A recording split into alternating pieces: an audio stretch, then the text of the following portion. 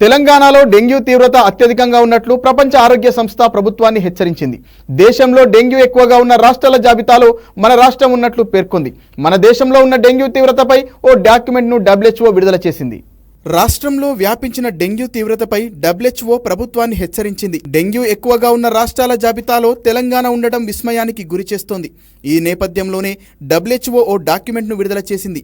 డెంగ్యూలోని 4 ప్రధాన వేరియంట్లన్నీ తెలంగాణలో కనిపిస్తున్నట్లు వెల్లడించింది. DEN V1, DEN V2, DEN V3, DEN V4 ప్రభావం ఎక్కువగా ఉన్నట్లు పేర్కొంది. కొన్నిసార్లు 2-3 వేరియంట్లు ఒకేసారి అటాక్ చేస్తున్నట్లు ఆందోళన వ్యక్తం చేసింది. ఫలితంగా మరణాల రేటు ఎక్కువగా నమోదయ్యే ప్రమాదం ఉంటుందని పేర్కొంది. గతేడాది రాష్ట్రంలో 8,000కు పైగా డెంగ్యూ కేసులు నమోదు కాగా ఈ ఏడాది ఇప్పటి వరకు 500 మందికి పైగా సోకినట్లు బయటపడ్డాయి.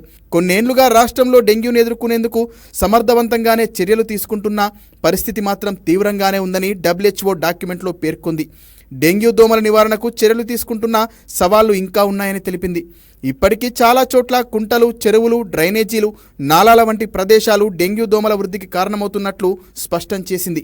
ఇప్పుడు ఇండ్లలోనూ డెంగ్యూ దోమలు వృద్ధి చెందుతున్నాయని, అది కలవరపరిచే అంశమని ఆందోళన వ్యక్తం చేసింది. డెంగ్యూ రోగులు ఇంటికి వచ్చాక ఆ దోమలతో వారికి మరింత సమస్యగా మారుతున్నట్లు తెలిపింది.